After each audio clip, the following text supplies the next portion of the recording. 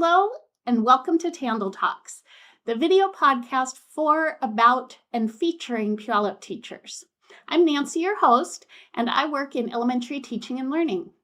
I'm so excited for today's conversation because we're talking about instructional minutes, something every teacher thinks about, but might not always realize the impact of.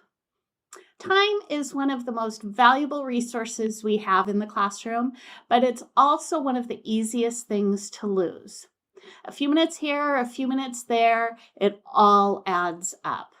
And when we look at how much time is actually spent on core instruction versus how much is lost, those small moments make a huge difference. When we think about student success, we often focus on things like curriculum, instructional strategies, engagement, all of which are critical. But none of that matters if we don't have enough time to actually teach. Every minute counts, and today we're going to talk about how to protect that time and use it effectively. To help us unpack this, we're bringing in a few voices. We'll hear from my co-host Gina and elementary instructional coach Anne. They have studied how we're using instructional minutes in classrooms, and they have some great insights. They're also leading Core Connections, the integrated scope and sequence that we're piloting at Meeker, Brulette, Hunt, and Pope. Gina and Anne will share insights on the biggest time wasters in classrooms and what teachers can do to maximize learning time. We'll also talk with some Puyallup teachers who have found creative, effective ways to make every moment in their day count. By the end of this episode, you'll walk away with real, actionable strategies that you can start using right away. Whether it's tightening up transitions, cutting down on lost minutes, or making small shifts in your routines, we're going to explore ways to help you get the most out of your instructional time. So let's get started. First up, we'll hear from Gina and Anne about the importance of core instruction and how small changes can have a big impact.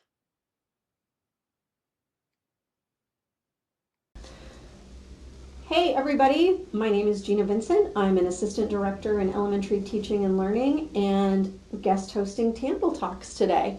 Our focus is on instructional minutes, and I'm here talking with Anne Schumacher, our district instructional coach for science, but who comes to us with a wealth of experience in education. Anne, is there anything you want to say about kind of your role here and your experience? Yeah, I've been a teacher in the district for many years, but most recently as instructional coach for science. I work with teachers around TWIG, but I also support the hatchery trip in 4th grade and a lot of things around Tier 1 instruction and high quality explicit instruction and what makes effective instruction in general within our classrooms. Awesome. So, Anne, why the focus on instructional minutes? Why is that an important thing to think about? Yeah. Instructional minutes are they're our currency. They are what we have and can utilize each day, right? Like this is given to us, this gift of time, and we just really want to use it for the valuable thing that it is. And so knowing where those minutes go and knowing how we're using them with purpose, with planning ahead, we can really be highly effective in using those minutes for our students' benefit so that they can engage in high levels of learning each day. Yeah, boy, that's so true. If you had to pick a couple key ways that a teacher who's interested in kind of evaluating their use of instructional minutes, what advice could you give them? Where could they start? Well, I definitely ask them to be reflective, right, and think about their day, how it's structured. Are they able to stick to their schedule? Is it a doable, reasonable schedule with the amount of minutes? Like we know that we want a certain number of minutes in ELA and math, right? We're going to prioritize those so that we can then get in our science instruction.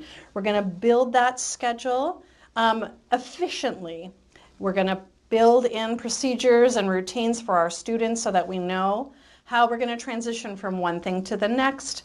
And you look for pinch points, places in the day where maybe it's been difficult to get to that science lesson or get back to your class for number corner, and then problem solve those pieces and just take it apart a little bit. Like, what's causing us to be unable to transition here or use that time effectively?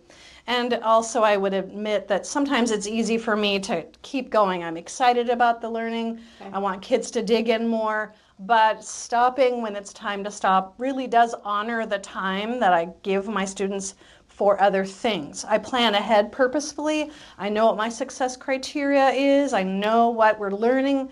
I'm focused on that with our instruction, with our student activities. But then when it's time to transition, we stop.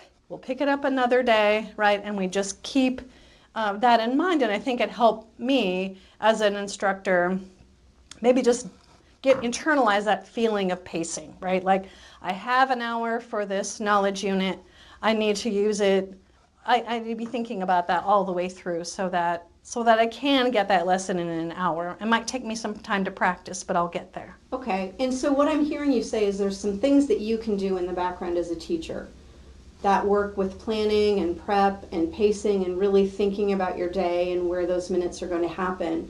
And then I heard you say building routines for things like transitions. Yeah. Can you speak a little more to what goes into that? You mean like how I might build in routines for my classroom? Right. Really just all those little things during the day. How do we travel around the building? We teach it, we reinforce it, we practice it, and we probably have to practice it a number of times. Handing out materials, organizing materials, helping students get what they need without a lot of movement. We got sometimes a large number of students in one classroom. Again, picking kids up and traveling or transitioning, right? Like, they should know where they're going and what the purpose is, and so that they can just go directly to the spot. Gosh, there's probably a lot more that I'm not thinking of, especially instructionally, right? Because I think about engaged students. Engaged students are going to be with you. You're not pulling that wagon uphill, right? Like, they're helping pull the learning along. And I think that builds efficiency too, when students are verbalizing answers or heads together and coming back, even those small routines. If I know who my heads together partner is right away, I don't have to go and look for a partner. I immediately turn to that student and we talk. The teacher tells me 30 seconds, which seems like a short time, but it really isn't for many kids. They can do that. And then we get back together and the teacher's pulling sticks or spoons right away so they can answer. It builds in a lot of efficiency. So what I heard you just say is really thinking about the ways in which your students progress through the day, not only outside of instruction, but within instruction, and explicitly teaching them how you want them to engage or transition or do those things, and then provide that practice and reinforcement for over sure. time. Right? That positive reinforcement is always a great way to end and build it. Right. Billy. Okay. Well, Anne, thank you so much. Hey. I would encourage anybody to reach out to Anne if you're having a struggle figuring out how to use your daily minutes. She's a great resource. So thanks for being available for our teachers. Hey, my first TandL Talk.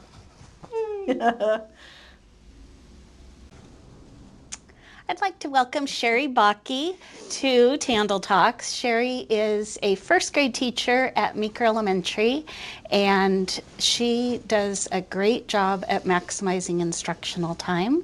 So welcome, Sherry. Thanks for being here today. Thank you, Nancy. So first, just tell us a little bit about yourself. Well, let's see. I've been in the Puyallup School District. This would be my 21st year. Did a 7-year stint prior to Puyallup in Tacoma at Browns Point Elementary, where I got to start as a half-day K teacher and then jump into the tuition-based kindergarten at the time.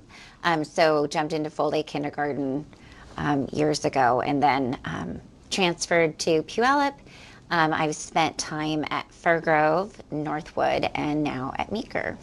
I started my career at Fairgrove.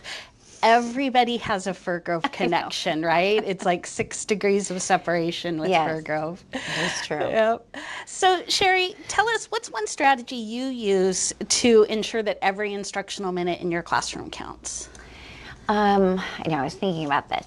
I try to be a really thoughtful planner. So when I'm sitting down and looking at the next week and the minutes, I just try to be really mindful of how long the lesson's going to go, and what I want to follow it.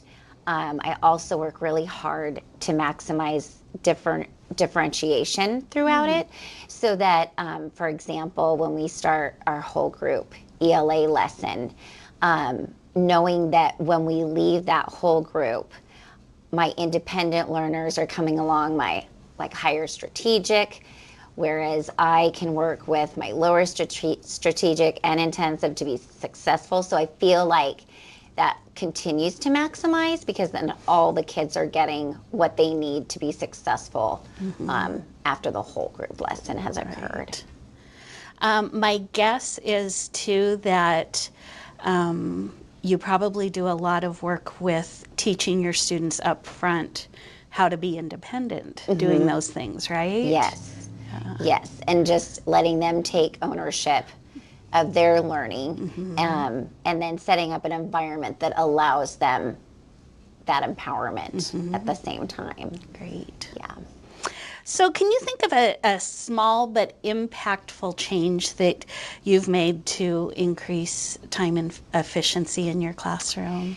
Yeah, so a couple things I do, like we'll start at the carpet and we'll all have our readers, and just to build like routine and what's the word? Habits for my kids that become natural. So like when we're done reading, they'll hear like just cues from me, like close your reader, 5, 4, 3, 2, 1. Then they know their reader's on the ground or under them. They're ready for the next instruction. Funny story, the other week, I use a magnetic timer on my whiteboard, and specifically for Writer's Workshop, I always set it for their student writing time. And we had a bit of a mishap, and it fell and it broke last week. But one of my students went home and was very concerned that we did not have a timer no longer for Writer's Workshop, and asked her parents to replace it. And those are the kind of like habits that we form in the room, that they become very important to my kids as well. So yeah, for sure, verbal cues, and using timers, and any way that I can give more responsibility on them with the environment and the manage of it, more than me having to always manage the environment. But yeah, That's such a great example, too, of an executive functioning skill that kids will take with them. And, you know, that's a great skill, that using a timer that they can use when they're high school kids and grown-ups in work. I do that when I have to do evaluations. When it's crunch time, I'll set a timer for myself. I've got to get through this much at this time. That's just a great strategy that they'll use forever and ever. So, so I love that. Thank you. So you've talked a little bit about this, but is there anything else you want to say about how you manage transitions to avoid lost time? Yeah, I was having a conversation actually with my cell host about it, because a lot of people find transitions hard or time consuming. I enjoy transitions and making them such a part of my day that they become physical resets. And so that's what I think of every transition. So from the minute we're starting at the carpet, a physical reset to making a morning meeting circle, and then a physical reset back to maybe a read aloud. And then, getting them off the carpet to get their readers, coming back to the carpet.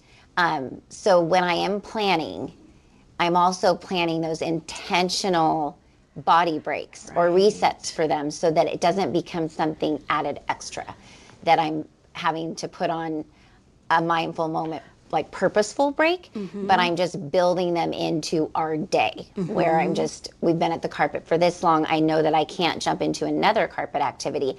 I've got to get them moving before I ask them to attend for something else. That is probably, I mean, it's something I think that you have to intentionally plan along with your skills and concepts and delivery of instruction of reading, math, social studies, science, but also I have daily jobs that change every day. And one thing I do too is my kids, the line leader lines up for first recess. The end of line person lines up for second recess, and it changes every day, but it takes that responsibility away from me. And even those transitions just become empowering to the kids, showing respect to each other. They're in charge. It allows me to quickly help a child wrap something up while they're getting ready to line up for recess. So that's something that I enjoy giving my kids ownership to in the process. I love thinking of that as a reset. Yeah. So Sherry, can you think of a classroom time waster and how you have worked to minimize it? There are tons of things that can sort of derail you. Yes. Right?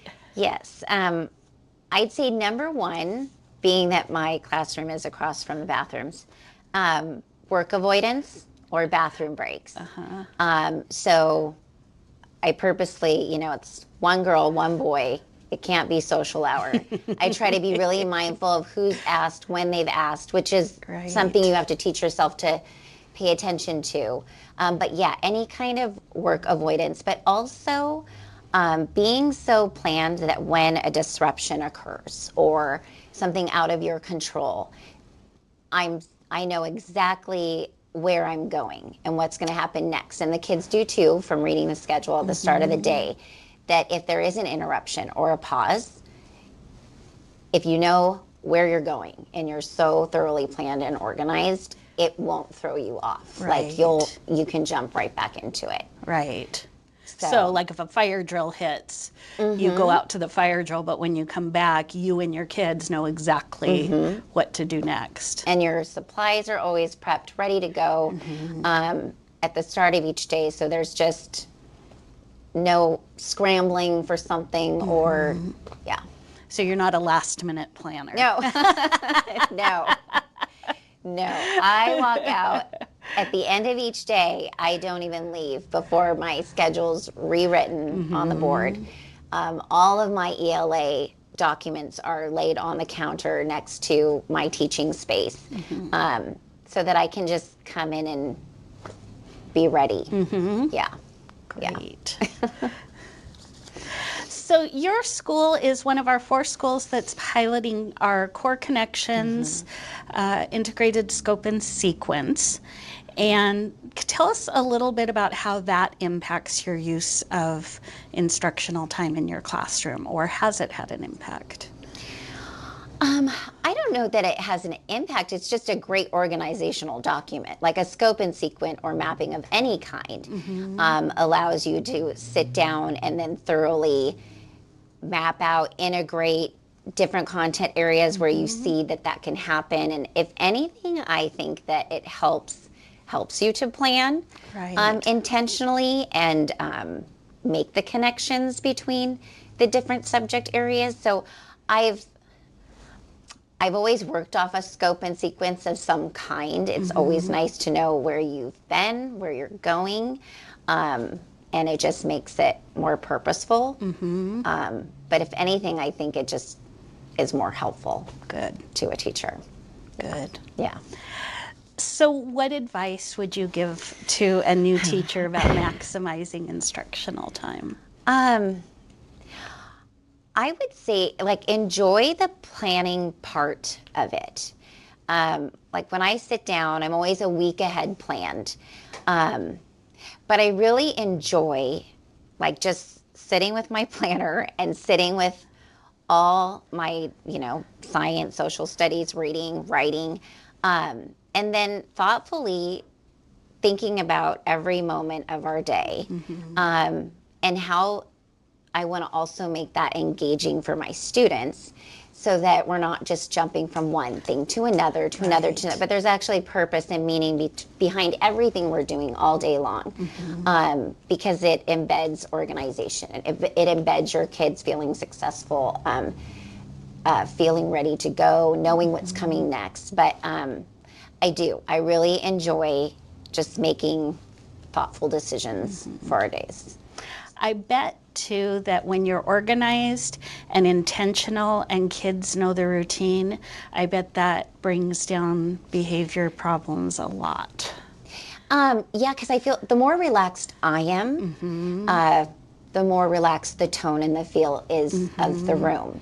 And then I also feel like I have opportunities to make more connections with my students, have a quick relational conversation as they come in off the bus to tell me a story. And while I'm aware of the time, I always feel like I have time to also listen and share stories and, just be with my little people. Yep. Yep. So, yeah. Awesome. Well, thank you so much for sharing your thoughts today. We appreciate your expertise, and thanks for being a guest on TandL Talks. Thank you. Well, that's a wrap on today's conversation about maximizing instructional minutes. We hope you've picked up some strategies to help make every moment in your classroom count. But don't worry, we've got even more. There's so much more to explore when it comes to using time effectively. We'll be back next time with a team from Pope, and we'll dive even deeper into practical strategies and real-life examples. In our next episode, we'll be exploring more real-life teacher-tested strategies for making every second count and how to make sure your classroom is fun and engaging while also maintaining a strong focus on core content. So be sure to tune in for our next episode. And in the meantime, if you've got a great tip for maximizing instructional time, we would love to hear from you. Send us a message or just share your thoughts on your grade level collaboration space on Teams. Thanks for joining us today. And as always, thank you for everything you do for students. We'll see you next time on TandL Talks.